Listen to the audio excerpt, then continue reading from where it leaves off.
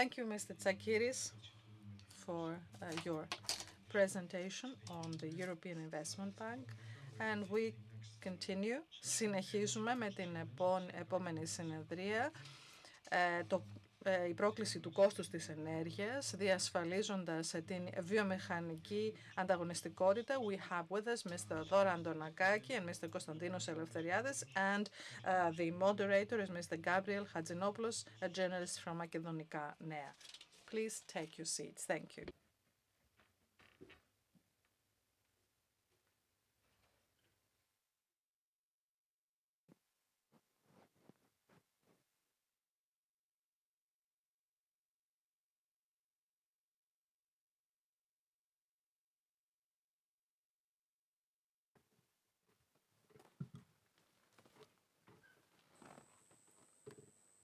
Καλησπέρα σας. Good afternoon. Welcome to this panel, which focuses on the energy cost challenge and safeguarding industrial competitiveness. I have with me Mr. Dora Andonakaki, who is the director of the Climate Change and Sustainability Center of the Bank of Greece, and Mr. Konstantinos Eleftheriades, who is a partner in energy and sustainability leader in Deloitte. Thank you very much. I'm very pleased that we're going to have this discussion, and I think it's quite timely, both from the perspective of consumers, but also in the industry as well. I would like to start with Mr. Andonakakis, if you allow me, Mr. Eleftheriades, and I would like to ask you the following question, which is related to how green transition impacts the work of central banks. Thank you very much, and thank you for your invitation to participate in this forum. It's a great pleasure to be here in Thessaloniki and participate in this event so that we discuss this. You will allow me to give you a different perspective because of my role as a member of the Bank of Greece, the central bank of the country, and give you a disclaimer that we are here to present our personal views, not necessarily the views of the Bank of Greece. As we saw from the previous speakers, we are at a time when we're talking about an energy transition in progress, a transition which has also a degree of uncertainty, both concerning the policies of states and also strategies that are changing through geopolitical crisis and developments in the energy landscape. And there is also uncertainty in terms of climate change. We have predictions by scientists, and we also see that climate change is here sooner, and it's much harsher than when we first discussed it. A few years ago, we had to explain why a central bank would deal with issues pertaining to climate change, but now it's an everyday reality. Climate change has impacted all sectors of the Greek economy, how it impacts the financial system, and what the risks are, both natural risks that have to do with extreme weather phenomena, increased heat waves, etc., and other transition risks that have to do with green transition, for example, and how our economies will be able to adjust to something new, both in terms of new policies and through the process of adjustment to the climate change itself. Societies and economies are operating today, in a few years, will have to operate in a completely different climate, both literally and metaphorically, in our societies, and companies will have to be resilient to these new conditions. As you can imagine, these impact the work of central banks, either directly or indirectly, through the supervision of the financial system and the banking system, and also through the natural risk that has to do with macroeconomic data, inflation risks, because of recent changes. Thank you very much. Now, let me come to you, Mr. Eleftheriadis. Mr. Eleftheriadis, I would like you to present your views about the future in energy cost and the competitive of businesses and what the challenges are in this perspective. Thank you very much for the invitation once again. It's a quite difficult issue, the issue of energy prices. I saw the prices of the first 7 months for 2025, around 110 per megawatt hour, and about 7% for increases. I think it's slightly higher compared to previous years, and it's certainly higher compared to our models, to our projection models, when we had discussions last year, the year before, when we believed that we would have a drop in prices. The models, the projection models, would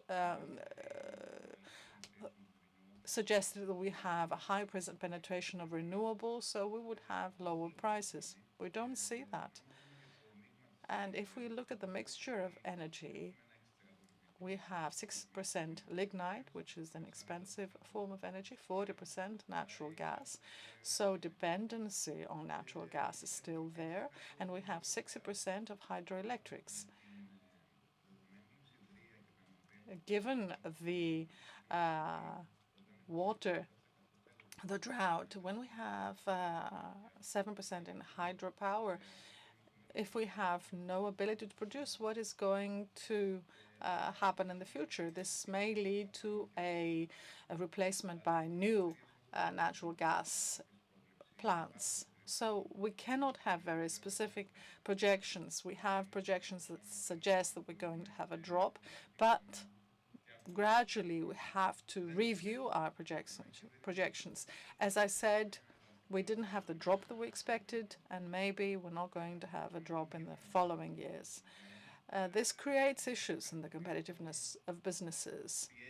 This exerts pressures on their cost basis. And even for smaller companies, this is an element of their cost basis which has taken greater significance in recent years. There are ways to deal with it, but it is something that is of high interest for businesses and companies compared to the past. Now, the price itself is a challenge. If I pay a higher price, is a challenge itself, but it's not the only challenge. There are challenges related to, can I proceed with projects? Can I have investments? Some of the investments could not proceed because we had problems with the grid. So the grid is also an issue and a challenge. Another challenge is related to the fact that in order for me to move forward to another era, many companies invest on energy storage, for example, or PVCs. But this means that they have to find funds. Where are they going to find these funds, draw these funds from? So this is a challenge since we have a higher significance of the energy cost in the cost basis of the companies. This is something that is a major burden for businesses, and they don't focus on their actual business. So this is a major issue. There are companies, even within Europe, that do not have these issues, and that means that Greek businesses sometimes do not compete on the same terms. So this is related to projections. Things are not very optimistic. And just an observation, or rather a clarification. You said that you're concerned by the fact that the drop of prices is not what you projected in the past. Is that a major worry, a major concern? Perhaps the future seems rather bleak at the moment. This is more related to how investment proceeds. So, for example, storage facilities, batteries, RES in the mixture of energy. We are going to move to the direction of drop in prices, but the uh, the scale or the rate of this transition depends, or right, the rate of the transition will impact the cost of this transition. Okay, let me come back to you now, Mrs. Andonakaki. Could you please analyze for us the issue of competitiveness of the industry and transition policies? As mentioned earlier today, we are all operating under new terms, and this is also affecting the transition industry. And there are certain difficulties to be faced. This morning, we also had certain good examples presented with regard to how the difficulties of tradition are being dealt with through CCS and other new techniques and processes, through investments in R&D. Also, we heard about the large-scale investment in India on an academic and university level. All these are tools that gradually lead us to an improved situation, creating opportunities and making the industry overall more competitive. The EU already has tools such as CBI, ETS, aiming at this goal and safeguarding the competitiveness of the industry with regard to practices such as carbon leakage. Of course, all this has to be planned properly, and we need to have a certain level of proportionality. Corrective action is also being taken within this framework, and recently we also have the latest proposal by the European Commission, the Omnibus, that is an effort to try and deal with some of these failures. Nevertheless, there are also matters arising with regard to the way in which directives and regulations are designed on a European level. Often there are delays, although the regulations are very good. Their implementation may also lag behind. The signaling provided more widely to the industry is very important and needs to remain stable. We're quite lucky, however, because we're at a point in time where the policies and strategies of the EU remain stable in recent years.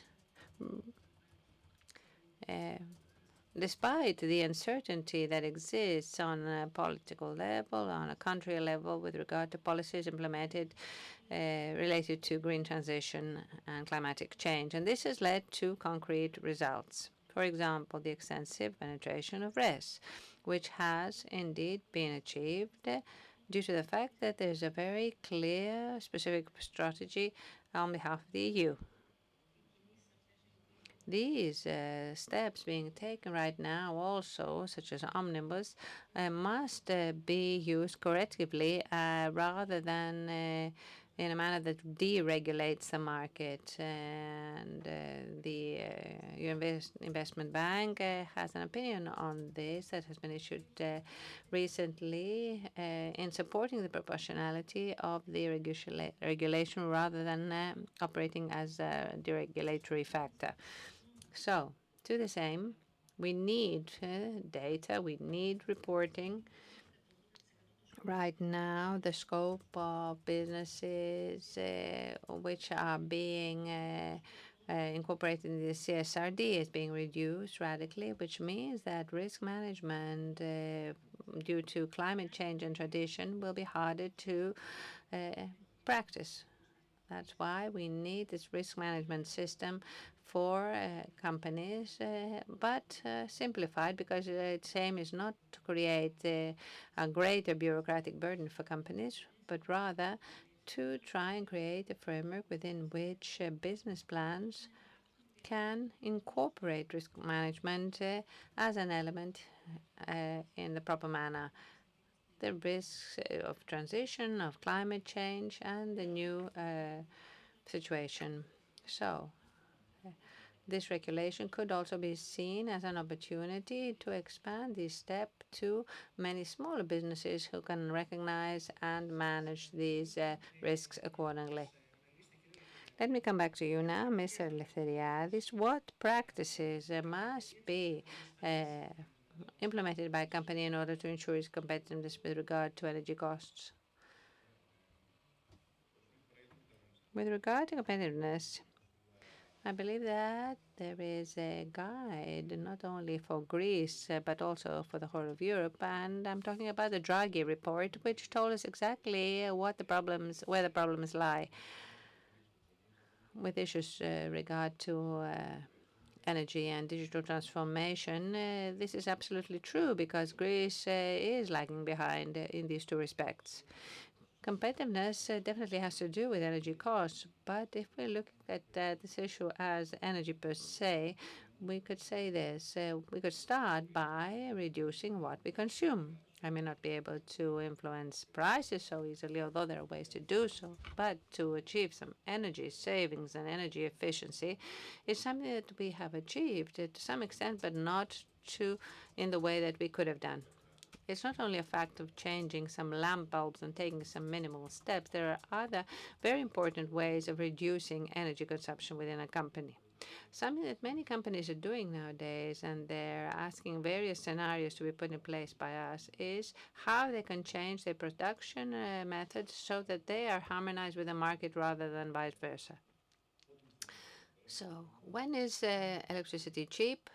In the afternoon and at the weekend. So they change the way they operate so that they have a higher production when electricity is cheap, and that gives them a competitive advantage.